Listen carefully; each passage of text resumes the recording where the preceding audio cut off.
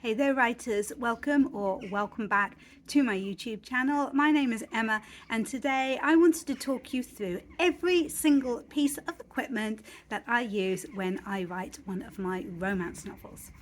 Now I'm hoping that this video will be quite encouraging for anybody who either doesn't have a lot of money to spend on equipment or doesn't want to spend a lot of money on equipment, who doesn't have a lot of interest in technology, all of these things, because I really am a very basic creature and I don't use very much.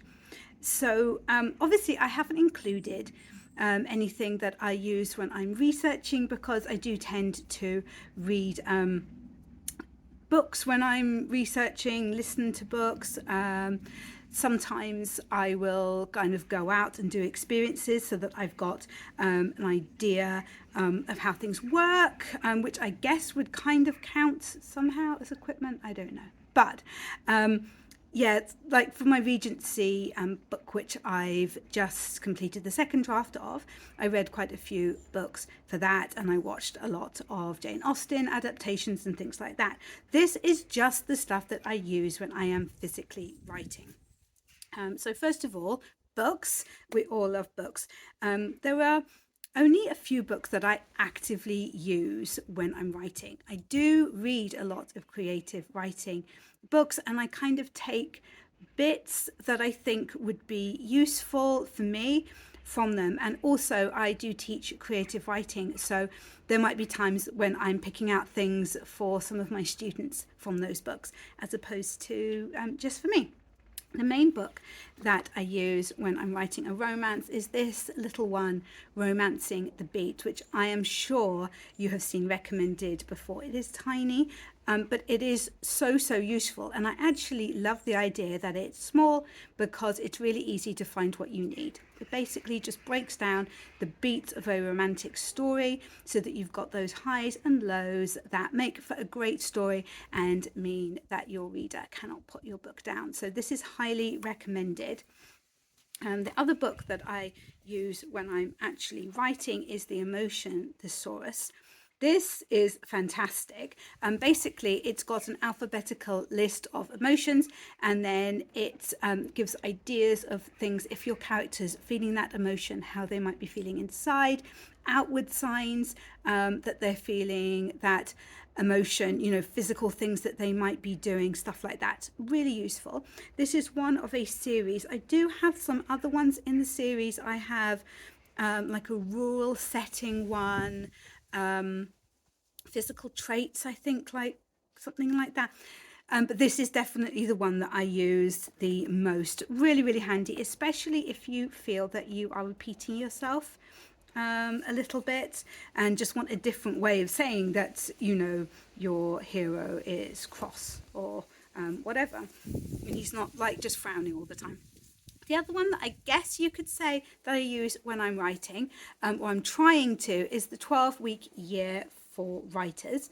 Honestly, I think the original 12-week yearbook, which I also have and which is a lot cheaper, will probably do for writing as well. It's essentially the same concept, that you take a block of 12 weeks and you break down what you want to achieve into kind of weekly tasks, and you break that down even further so that you are achieving as much as possible during that time. I try to research and complete the first draft of a novel in 12 weeks now, so it's just a really handy system for me to use. I don't do it religiously, but it's very useful for me to be able to refer back to it and use that. But yeah, like I say, you could probably get by just with the 12-week year one, which is the same concept. Next, what do I actually physically use for writing? So I always have, I've spoken about this before, I always have a notebook for each of my projects. This one is An Italian Christmas, which is the working title for the book I'm writing at the moment. I really like them to be like a large notebook. This isn't quite A4, I'm not sure what size it is, but I like this. Only thing is, it does show up all the olive oil stains from when I have it open in the kitchen while I'm cooking, but I don't write my book out longhand, but if there's a particular scene that I'm struggling with, I might write it out so that it's just using a different part of your brain to typing. I also make character notes in here so that I can easily look back. I draw floor plans of the characters' houses and things like that so that I know which room connects to which. Sometimes town maps if there's a little town which features. All that kind of stuff, and a basic outline goes in here. Or if I have an idea for a scene that I haven't come to yet, or something that a character could say at a particular moment that really explains why they're doing what they're doing, I will jot it down in this book. When I am jotting the things down, my favorite pen to use is my fountain pen. My husband bought me this from Bartram's, which is the most gorgeous stationery shop in Hay-on-Wye, which is the town of books. It's on the Wales-England border, and I just love it there. And I love this stationery shop and this fountain pen. It just feels so nice. Only problem is that I do tend to lose it. And then when I find it, it doesn't work very well because the ink's like, it's all blocked up. So then I have to get my husband to unblock it. And we're actually at that moment now. So when I finish here, I may go and see if I can convince him to work his magic on that. And then when I'm typing, which is, what most of us do when we're writing a book, even if we're just typing it up after writing it longhand so that we can send it off, I use just a laptop. It really is nothing fancy. And I'm being completely serious when I say that, because I have no interest in technology whatsoever. And I'm also incredibly clumsy. So I am very aware that if I spent £2,000 on some fancy like MacBook, I would probably drop it down the stairs or leave it somewhere or something like this. This laptop has been brilliant. It has everything that I need, and I'll explain what I actually need for my writing in a minute. And it was actually £40 at our community centre where I teach creative writing. There's this wonderful like community group that takes stuff that people don't want anymore, and they fix it, they test it and things, and then they sell it on for amazing prices. And I picked this up and it does everything I need. So yeah,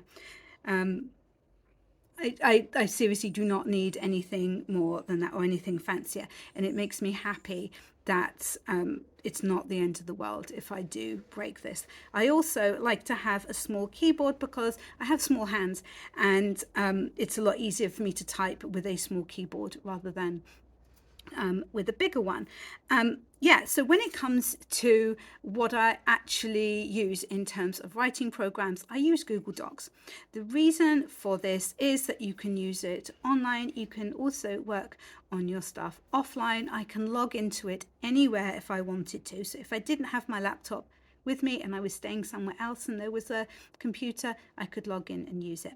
I also really like how you can collaborate with people on things using Google Docs. It's really useful when my beta readers are going through my book, because they can all work on the same copy and they can see each other's comments, and it might kind of make them think of something that they hadn't thought of, or sometimes they will comment on another reader's comment like, oh yeah, good point, or actually I didn't feel that way, I liked that the heroine did this, or whatever. And then it's largely all collected together for me in one place so I can see it all together. I do have a couple of beta readers who work on a pen and paper copy, and that's brilliant as well. It's just the ones that do work on the Google Docs, it's just handy having everything all there. And then what I do is I just when I finished writing it, I just make it into a Word document to send off to my editor, because that's what the publishing industry use. Now, when I get edits back from my editor, that has to use Word, because they use track changes, that's like industry standard. So what I do then is I just use the free online Word. You will note that I'm very cheap, and that's fine. I don't need more than what I use. I don't need fancy writing programs. That might work for some people, and it might really help some people to be able to use those things. But I do my planning on pen and paper.